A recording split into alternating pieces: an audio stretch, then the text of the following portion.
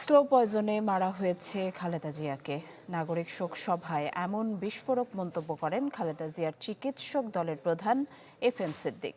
তিনি বলেন, ইচ্ছাকৃতভাবে মৃত্যুর দিকে ঠেলে দেওয়া হয় 3 বারের প্রধানমন্ত্রীকে। এজন্য উচ্চ পর্যায়ে তদন্ত কমিটি গঠনের দাবি জানান তিনি। 2018 সালে বেগম খালেদা জিয়াকে কারাগারে নেয়ার পর অসুস্থ হলে ভর্তি করানো হয় সে সময়ের বঙ্গবন্ধু শেখ মুজিব মেডিকেল বিশ্ববিদ্যালয়ে।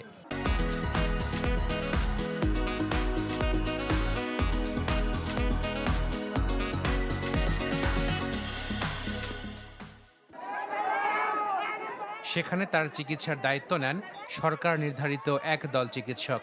লিভার সিরোসিসে আক্রান্ত হবার কারণে তাকে নিয়মিত একটি ওষুধ সেবনের পরামর্শ দেওয়া হয়। শুক্রবার বিকেলে নাগরিক শোক সভায় বেগম খালেদা জিয়ার চিকিৎসক দলের প্রধান FM সিদ্দিক বলেন, ঔষধটি বেগম জিয়ার লিভারে কোনো ক্ষতি করছিল কিনা তা পরীক্ষা করা হয়নি।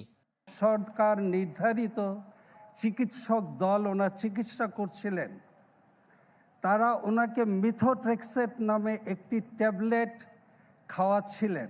রিউমাটয়েড আর্থ্রাইটিসে যারা আক্রান্ত থাকেন তাদেরকে মিথোট্রেক্সেট এই ট্যাবলেটটা দিতে হয়। যারাই সেই ওষুধটি খাবেন তাদের নিয়মিত লিভার ফাংশন টেস্ট করে দেখতে হবে যে ওই ওষুধটা লিভারের কোনো ক্ষতি করছে কিনা।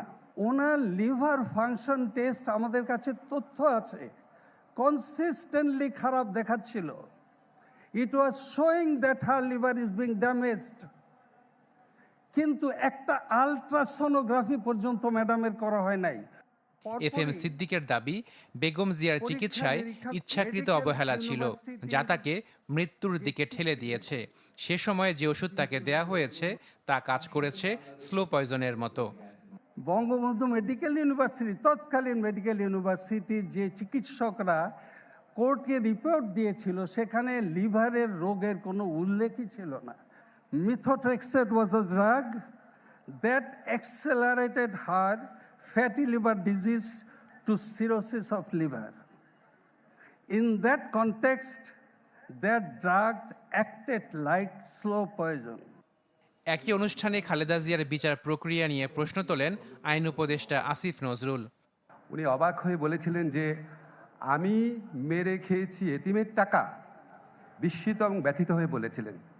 এই বাক্যটাকে বিচারক লিখেছিল যে বেগম জিয়া নিজেই স্বীকার করেছেন যে উনি কাজটা করেছেন।